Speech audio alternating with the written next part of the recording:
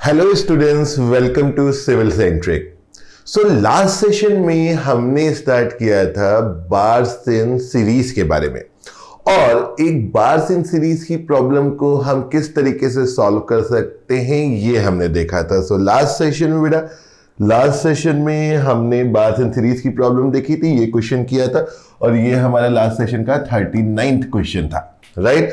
सो एक bars in series की classical problem किस तरीके से दिखती है, जिसमें एक बॉडी के ऊपर कई जगह पे लोड्स लगे होते हैं, राइट। और इसमें किस तरीके से हर इंडिविजुअल सेक्शन में हम स्ट्रेस निकाल सकते हैं और नेट डिफॉर्मेशन निकाल सकते हैं, ये बात हम लोगों ने लास्ट सेशन में की थी। सो आज गाइस शुरुआत करते हैं इस सेशन की with one more GATE question. ये हमारा गेट का प्रीवियस ईयर क्वेश्चन है, और अब हम इसको सॉल्व करेंगे ताकि हमें चीजें और मजबूती से समझ में आ जाए, क्योंकि बार्स इन सीरीज बहुत इंपॉर्टेंट टॉपिक है।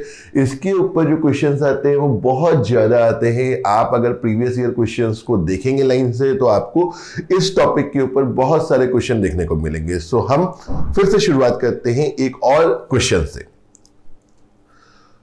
सो आई होप आपने ये क्वेश्चन सॉल्व कर लिया होगा, और now I am going to try to do it. ठीक है। So a bar having a cross sectional area of 700 mm square, क्या इंफॉर्मेशन मिल गई जी हमें? क्या इंफॉर्मेशन मिल गई कि हमारा जो एरिया है वो 700 mm स्क्वायर है, and is subjected to axial loads at the position indicated. मतलब हमारे को एक्सियल लोड से, एक्सियल लोड नहीं भी बोलता तो हम एक्सियल लोड ही तो मानते हैं इनको, ठीक है। Axial load at the position indicated, the value of the stress in the section QR section में हमारे स्ट्रेस की वैल्यू क्या है? क्यूआर सेक्शन में हमारे स्ट्रेस की वैल्यू क्या है? तो इसके लिए हम अब देखो, जैसे ये क्वेश्चन हमें एग्जाम में दिखेगा, हम सबसे पहली बात तो ये पहचान जाएंगे कि ये बार्स इन सीरीज का क्वेश्चन है। जैसे ही हमें ये समझ में आ गया कि ये क्वेश्चन बार्स इन सीरीज का है, the first step is to find the reaction. पहला स्टेप क्या है कि आपको रिएक्शन निकालना है, ठीक है। आपको क्या निकालना है बेटा?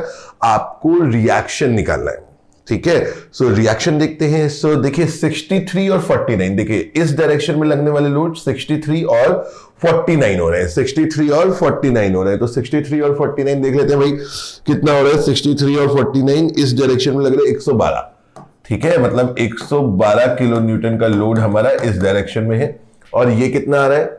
ये कितना आ रहा है?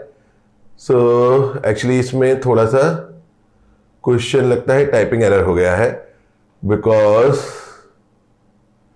ये अनबैलेंस हो रहा है, ठीक है। तो क्योंकि यहां पे सपोर्ट नहीं है तो ऐसा इसमें नहीं होना चाहिए, ठीक है। ऐसा इसमें नहीं होना चाहिए। तो मेरे ख्याल से ये जो 49 होगा, जस्ट वन मोमेंट, हाँ, 63 और 21, 84, 35 प्लस 49, 84। तो ये जो है एक्चुअली ओरिजिनल क्वेश्चन में इसकी डायरेक्शन ये है, ठीक है। So sorry for the glitch, यहाँ पे टाइपिंग मिस्टेक हो गया, और ये जो हमारा लोड है इसकी डायरेक्शन ये है। तो हम एक काम करते हैं, इस फिगर को मैं जरा एक बार और यहाँ पे फॉर्म कर देता हूं, ठीक है। तो इस फिगर को फॉलो करते हुए, ये हमारा गेट प्रीवियस ईयर क्वेश्चन है, आप चेक कर सकते हो, ठीक है। तो ये कभी कभी टाइपिंग्स में हमारे मिस्टेक हो जाती है ना। So I hope you understand this. तो ये है हमारा, एक इधर है हमारा, राइट।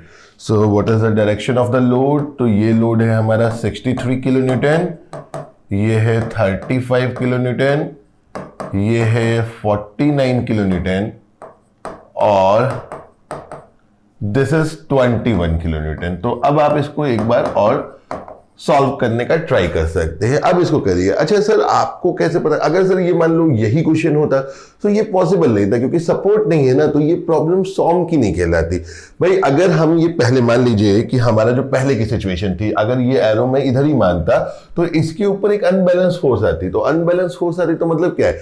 ये बॉडी मूव कर जाती ना, जिस डायरेक्शन में फोर्स होती है उस डायरेक्शन में मूव कर जाती। अगर मूव कर जाती तो सॉल्व की प्रॉब्लम ना रहती, फिर ये इंजीनियरिंग मैकेनिक्स की प्रॉब्लम बन जाती, क्योंकि यहां पे हो जाते हैं डिस्प्लेसमेंट। तो जब डिस्प्लेसमेंट हो जाता है तो क्या हो जाती है? वेलोसिटी आ जाती है, एक्सेलरेशन आ जाती है, इनर्शिया फोर्सेस पिक्चर में आ जाती है, F is equal to ma वाला हिसाब चलने लगता है, ठीक है। तो वो एक डिफरेंट कहानी है। हमारी सॉल्व में हमें बैलेंस प्रॉब्लम डील करनी है, राइट बेटा, ठीक है। तो अब आप इस प्रॉब्लम को एक बार बना लीजिए, इसको ट्राई कर लीजिए, ठीक है। इसको ट्राई कर लीजिए, थोड़ा सा करेक्शन था। तो आई होप कि आपने इसको दोबारा ट्राई कर लिया होगा और इसके ऑप्शन निकाल दिए होंगे। सो अब मैं इसको ट्राई करता हूँ बेटा, मैं इसको ट्राई करता हूँ। तो जैसे ही हमने ये क्वेश्चन देखा तो हम अब रिएक्शन का देखेंगे। तो रिएक्शन देखें तो अभी हमारा क्या है रिएक्शन, ये तो हमारा पुराना वाला हिसाब था। तो ये क्या है 63 और 21। सो 63 और 21 यानी 84 किलो न्यूटन हमारी लोडिंग जो आ रही है वो इस डायरेक्शन में है, और 35 और 49 तो ये 84 हमारी इस डायरेक्शन में भी आ रही है। मतलब ये नेट बैलेंस्ड है, मतलब नेट लोड हमारा जीरो आ रहा है। तो जब नेट लोड जीरो आ रहा है तो इसका मतलब क्या है कि कोई भी हमारा यहाँ पे रिएक्शन पैदा नहीं होगा, राइट। और यही होना था। और ये जो लास्ट लोड है इसको आप एक रिएक्शन की तरीके से भी ऑब्जर्व कर सकते हैं। सर अगर हम ये रिएक्शन ना निकालते मान लीजिए, तो आप इस लोडिंग डायग्राम को बनाते तो ये जीरो पे मिलता ही नहीं, ठीक है। जब जीरो पे मिलता ही नहीं तो भी आपको ये बात समझ में आ जाती कि ये एक बैलेंस प्रॉब्लम नहीं है, यानी क्वेश्चन में कुछ त्रुटि है, कुछ एरर है, ठीक है। देखिए अगर आपके कॉन्सेप्ट क्लियर है तो आप अपने आप चीजों को पकड़ सकते हो, देख सकते हो। आइए फिर इसका लोडिंग डायग्राम बनाते हैं। रिएक्शन का मामला हो गया, तो रिएक्शन के मामले के बाद अपने को क्या करना होता है, अपने को लोडिंग डायग्राम बनाना होता है, राइट। सो लोडिंग डायग्राम बनाने के लिए अपन ने एक लाइन खींच दी है, ठीक है। अब जहां पे ये डायरेक्शन दिखेगी तो हमेशा लोडिंग डायग्राम बनाते वक्त अपने को साइन कन्वेंशन हैंडी रखनी है ताकि हमसे गलती ना हो। हमेशा उसी पेज पे कहीं ऊपर नीचे बना लिया करिए, वरना क्या होता है सिली मिस्टेक होने के चांसेस हो जाते हैं। अब ये डायरेक्शन दिखेगी तो पॉजिटिव डायरेक्शन है, तो चल पड़े ऊपर। Till the application of next load, एक स्ट्रेट लाइन, ठीक है। तो अब ये डायरेक्शन दिखेगी तो निगेटिव है। प्लस 63 में माइनस 35 को अगर हम इंक्लूड करें तो 63 माइनस 35 यानी 28। 63 माइनस 25 यानी कितना आ रहा है, ये आ रहा है हमारा 28। ओके ओके, सो 28 हो गया यहाँ पे, है ना। Till the application of next load हम एक स्ट्रेट लाइन में जा सकते हैं, ठीक है। फिर ये डायरेक्शन दिखेगी, अगेन माइनस है, तो 28 माइनस 49 भाई, प्लस 28 में माइनस 49 को शामिल किया, तो प्लस 28 में माइनस 49 को शामिल किया तो कितना हो गया, माइनस 21 हो गया। मतलब अपन क्या चले गए, नीचे चले गए। चलो भाई नीचे चलो, नीचे आ गए। तो ये क्या हो गया, ये आ गया 21, निगेटिव सेंस में आ गए। Now till the application of next load हम एक स्ट्रेट लाइन में जाएंगे। Till the application of next load अपन एक स्ट्रेट लाइन में गए। फिर माइनस 21, ये डायरेक्शन दिखेगी क्या है, पॉजिटिव डायरेक्शन है। माइनस 21 में प्लस 21 को शामिल कर लीजिए तो दोनों अपने को कटम पिटम कर लेंगे और क्या हो जाएगा, जीरो हो जाएगा। और लोडिंग डायग्राम लास्ट में जीरो बना, यानी हमने कोई गलती यहाँ पे नहीं की है। सो आई होप आप लोगों को ये लोडिंग डायग्राम भी समझ में आया होगा, है ना, है ना। सो अब हमें इस क्वेश्चन में क्या पूछा, हमें पूछा what is the stress value in QR section. So QR section में स्ट्रेस वैल्यू क्या है जी, क्यूआर सेक्शन में स्ट्रेस वैल्यू क्या है। तो क्यूआर सेक्शन में स्ट्रेस वैल्यू निकालने के लिए हमें क्यूआर सेक्शन का लोड चाहिए था। तो कितना लोड है जी क्यूआर सेक्शन में, क्यूआर सेक्शन में है 28 किलो न्यूटन का लोड। सो 28 इंटू 10⁻³ अपॉन एरिया क्या दिया हुआ है 700, ठीक है। सो भाई 2 जीरो इधर काट दो, 7 की टेबल में 4, 7 4 जा 28। सो ये कितना हो गया, ये हो गया 40 मेगा पास्कल। सो अपना ऑप्शन क्या निकल आया, ए ऑप्शन निकल आया। कितने नंबर का क्वेश्चन था जी सर ये गेट में 2 नंबर का क्वेश्चन था। जो हमने लास्ट सेशन में किया था वो कितने नंबर का था जी, वो भी 2 नंबर का था। और ये क्वेश्चन नंबर अपना कौन सा हुआ, ये हुआ 40 नंबर क्वेश्चन। देखिए अभी पहला ही चैप्टर चल रहा है और 40 क्वेश्चन हो चुके हैं, ठीक है। गेट में सॉम के बहुत सारे क्वेश्चन आते हैं। चलिए अब हम इसको अटेम्प्ट करेंगे, ठीक है। अब हम इसे अटेम्प्ट करेंगे, प्लीज गो फॉर इट। आइए लेट्स ट्राई दिस वन, इसको ट्राई करेंगे, ओके इसको ट्राई करेंगे। ये हमारा सिविल इंजीनियरिंग का प्रीवियस ईयर क्वेश्चन है, ओके सिविल इंजीनियरिंग का प्रीवियस ईयर क्वेश्चन है। देखिए आपके पास सारी इंफॉर्मेशन है क्वेश्चन को सॉल्व करने के लिए, थोड़ा सा ट्रिकी है, थोड़ा सा ट्रिकी है। मतलब एक हाथ और आगे आपको बढ़ना है, एक हाथ आपको हल्का सा और आगे जाना है, ठीक है। सो लेट्स ट्राई इट, कोशिश करते हैं कि हम इस क्वेश्चन को कर पाएंगे कि नहीं कर पाएंगे। लेट्स ट्राई दिस क्वेश्चन बेटा। मुझे पूरा यकीन है कि अगर आप ट्राई करेंगे तो ये क्वेश्चन अपन कर सकते हैं, ठीक है। So please go for it. I hope कि आपने अटेम्प्ट कर लिया होगा, है ना। क्या बोलते हैं, a bar of varying cross section and this is question number 41, right, ठीक है। ये भी देखते चलना चाहिए ना कि कितने क्वेश्चन अपन कर रहे हैं। A bar of varying cross section, varying square cross section is loaded. I hope कि आप लोगों ने अटेम्प्ट किया होगा ना, ठीक है। बिना अटेम्प्ट किए हुए कभी क्वेश्चन का सॉल्यूशन नहीं देखना बेटा। A bar of varying square cross section is loaded symmetrically as shown in the figure. ठीक है, चलो बहुत अच्छी बात है. Load shows are placed on one of the axes of symmetry of cross section. Ignoring the self weight, the maximum tensile stress in Newton per mm square anywhere is, मतलब इसमें आपको मैक्सिमम टेंसाइल स्ट्रेस देखने को मिल रही है. ठीक है, अब सबसे पहली बात तो यहां पे इस क्वेश्चन में आपको यह लग रहा है कि सर पीछे अपन ने जितने भी क्वेश्चन किए उसमें क्रॉस सेक्शन वेरी नहीं कर रहा था. इसमें तो सर हमारा जो है क्रॉस सेक्शन भी वेरिएबल है, क्रॉस सेक्शन भी वेरी कर रहा है ना, क्रॉस सेक्शन भी वेरी कर रहा है. तो सर इसमें हम क्या करें? अरे क्रॉस सेक्शन वेरी कर रहे हैं तो क्या हो गया, करने दीजिए क्रॉस सेक्शन को वेरी, उससे कोई फर्क नहीं पड़ता है. ठीक है, क्रॉस सेक्शन के वेरिएशन को डील करने के लिए भी हम बार्स एंड सीरीज के कॉन्सेप्ट को यूज करते हैं, कोई दिक्कत की बात नहीं. अभी हम इसको करेंगे, सेम कॉन्सेप्ट से करेंगे, कोई दिक्कत की बात नहीं. सर दूसरी कहानी ये है कि सर इसमें तो सर 100 इधर है, 100 इधर है. अभी तक जो भी क्वेश्चन हमने किए थे उसमें तो जो लोड्स लग रहे थे वो हमारी लॉन्गिट्यूडनल एक्सिस पे लग रहे थे, चाहे ये किया था, चाहे लास्ट सेशन वाला क्वेश्चन था, चाहे हमारा ओरिजिनल क्वेश्चन था जिससे हमने शुरुआत की थी कहानी की, चाहे ये क्वेश्चन था. तो अभी तक हमने जो क्वेश्चन किए थे, जो अभी हम क्वेश्चन देख रहे हैं उससे किस प्रकार से डिफरेंट है कि इसमें एक तो सारी बात ये है कि जो भी बात थी वो प्रिज्मेटिक थी. सेकेंडली कि इसमें जो लोड्स थे सारे लॉन्गिट्यूडनल एक्सिस पे थे. अभी ये जो सिविल इंजीनियरिंग का क्वेश्चन है बेटा, इसमें हमारा जो क्रॉस सेक्शन है वो वेरी कर रहा है. ठीक है, क्रॉस सेक्शन है वो वेरी कर रहा है और हमारा जो लोड है ये थोड़े थोड़े बाहर से तरीके से लग रहे हैं, तो लिटिल बिट डिफरेंस है. तो चलो थोड़ा सा इसको डील करते हैं.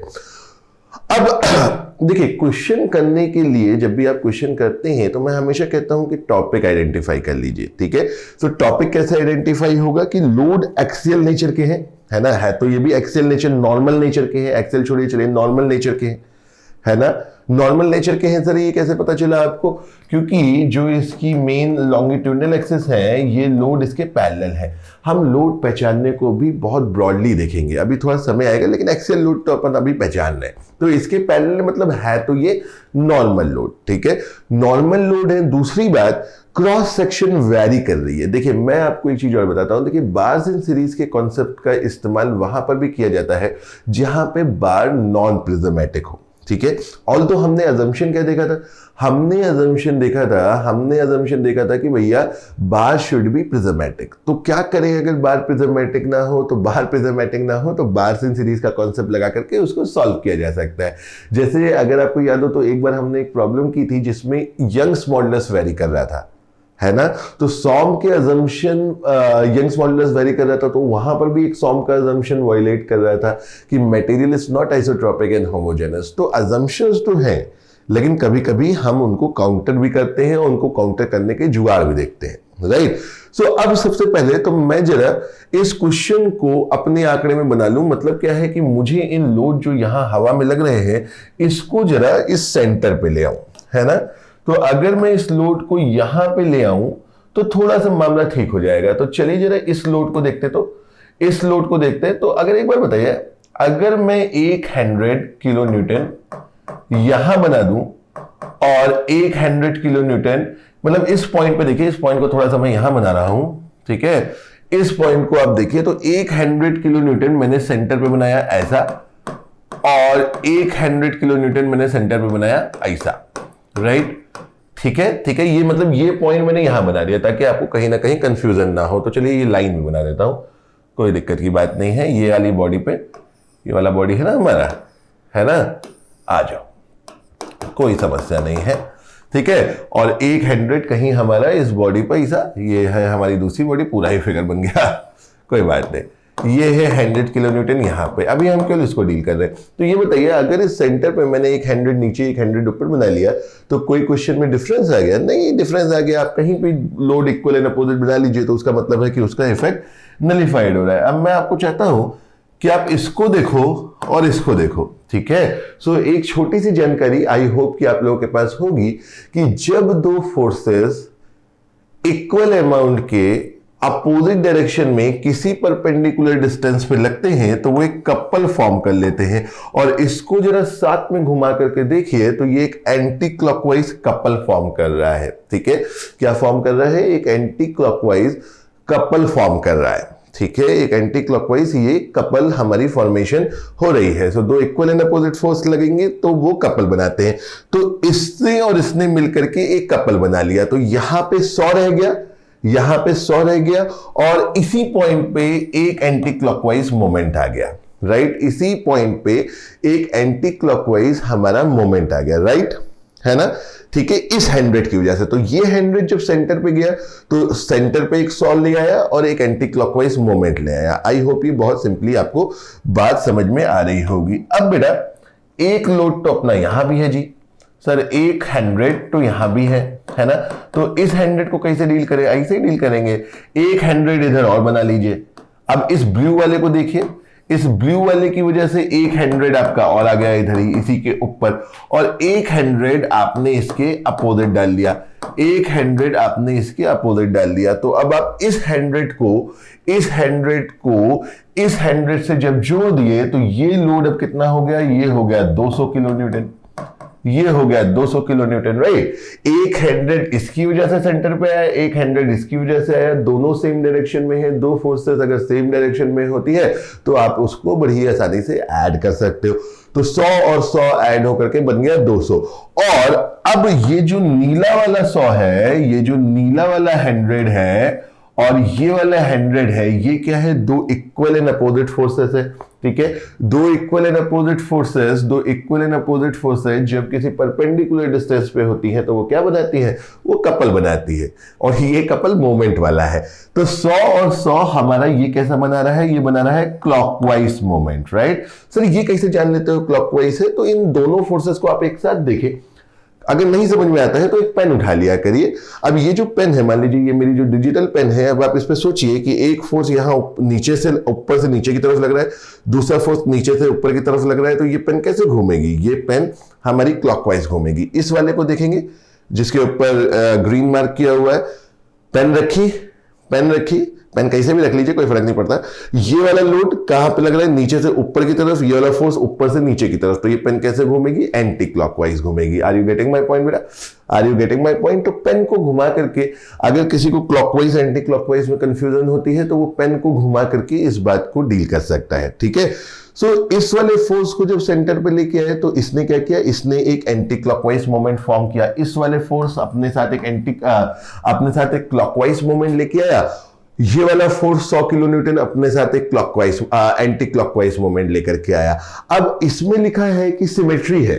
ठीक है, यहां से सिमेट्री है, मतलब यहां से ये 100 जितना दूर है, ये 100 भी उतना यहां से दूर है। और हमारा मोमेंट क्या होता है? फोर्स इनटू परपेंडिकुलर डिस्टेंस, यानी 100 और इधर से भी ई है।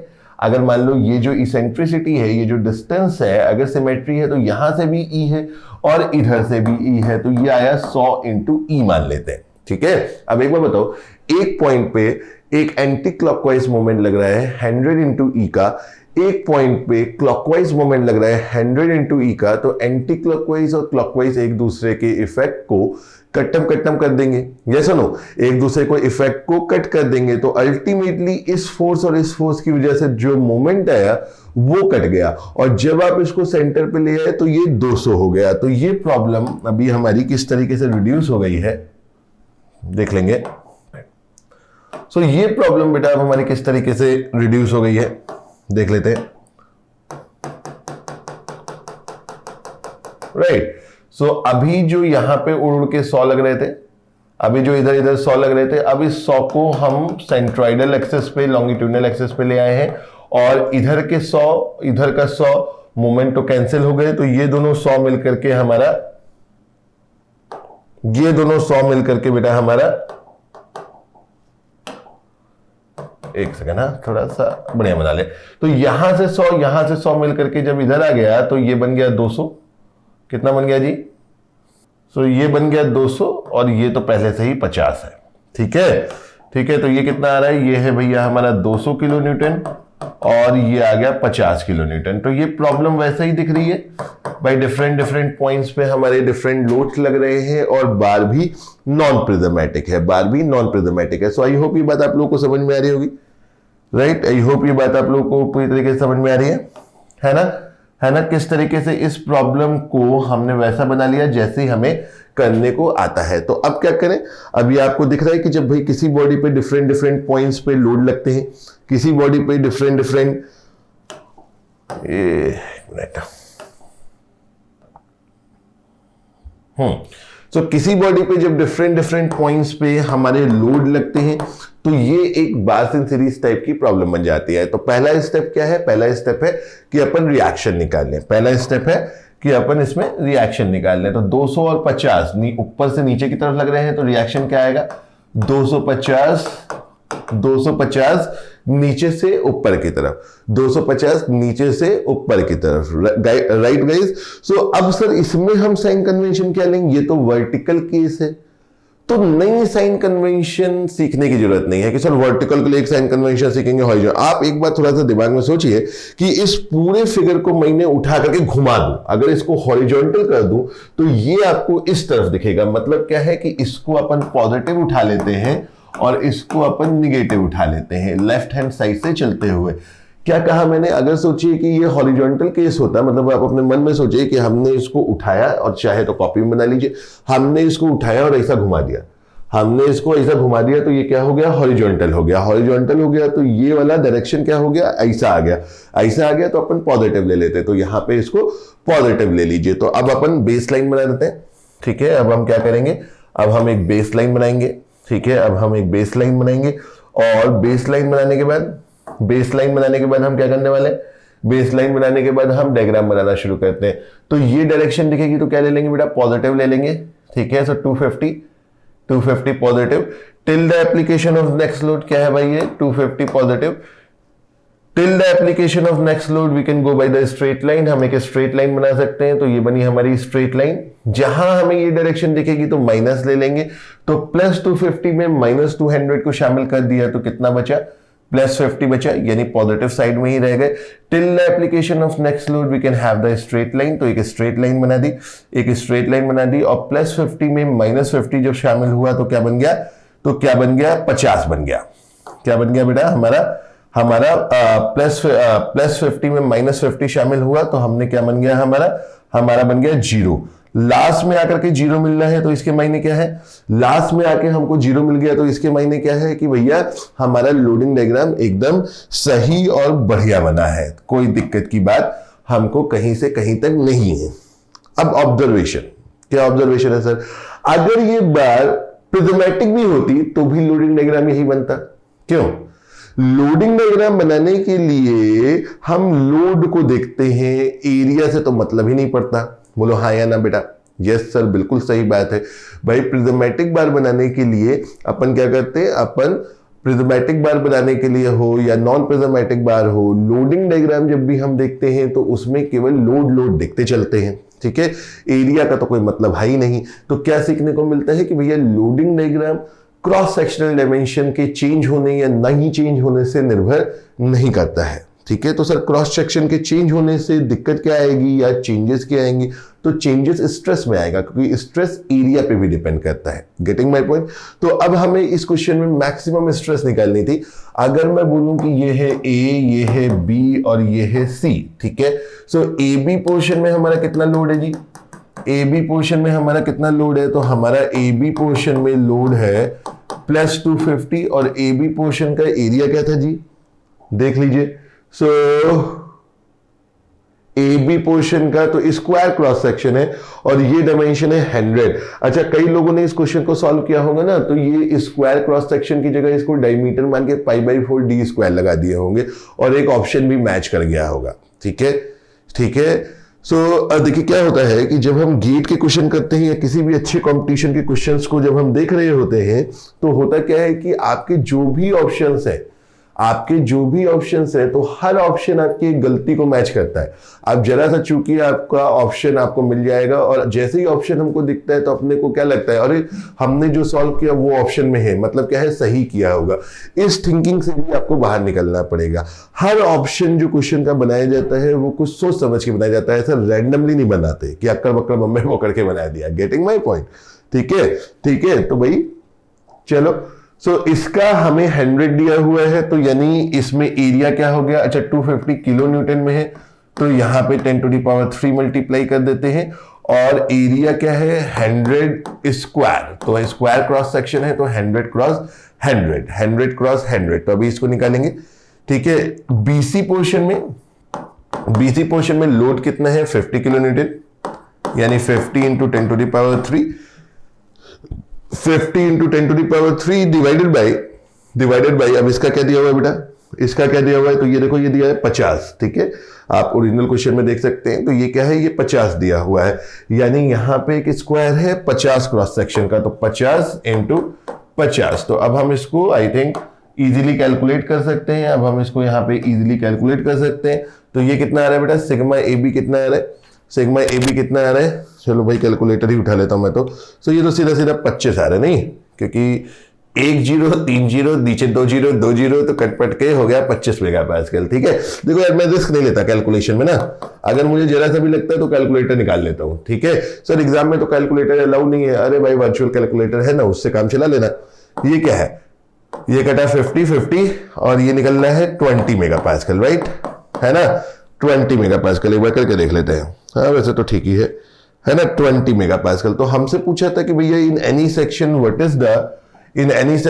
इज द मैक्सिमम स्ट्रेस, तो किसी सेक्शन में मैक्सिमम स्ट्रेस क्या आएगी, एक जगह पे 20 आ रही है बीसी सेक्शन में, और एबी सेक्शन में कितनी आ रही है 25 आ रही है। सो मैक्सिमम क्या हो गई हमारी 25 मेगा पास्कल। सो इस क्वेश्चन का जवाब क्या है, इस क्वेश्चन का फाइनल ऑप्शन क्या हो गया 25 mega pascal. So I hope ये बात आप लोगों को समझ में आई होगी।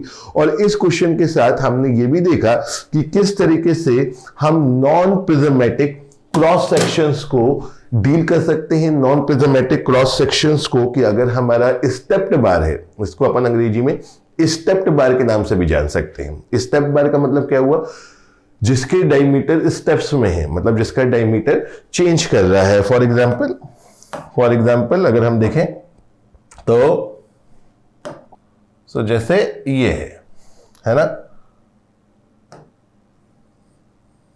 जैसे ये क्या है बेटा, ये एक हमारी स्टेप्ड बार हुई, ये क्या हुई बेटा, ये हमारी एक स्टेप बार है, इसको जगह को भर देता हूं, यदि कोई दिक्कत नहीं। ठीक है, तो ये क्या है, ये बेटा एक हमारी स्टेप्ड बार है। इसमें आप क्या देख सकते हो, इसमें लोड हमारा क्या कर रहा है बेटा, लोड हमारा थोड़ा वैरी कर रहा है, मतलब लोड नहीं, डायमीटर हमारा वैरी कर रहा है, चेंज कर रहा है। ठीक है, तो कभी भी अगर डायमेट्रिक चेंजेस होते हैं, क्रॉस सेक्शनल चेंजेस होते हैं विद इन द बार, तो हम उसे स्टेप बार कहते हैं। मतलब एक हिस्से का डायमीटर कुछ है, फिर कुछ है, फिर कुछ है, तो ये हमारा एक स्टेप बार भी हो जाता है। ठीक है, ये हमारा एक स्टेप बार भी हो जाता है। तो बेटा अगर मैं इसके ऊपर एक लोड लगा दूं, अगर मैं इसके ऊपर यहां पे एंड में एक लोड लगा दूं P, ठीक है, चलो हमने क्या कर दिया, हमने यहां पे एक लोड लगा दिया बेटा, हमने यहां पे एक लोड लगा दिया P अमाउंट का।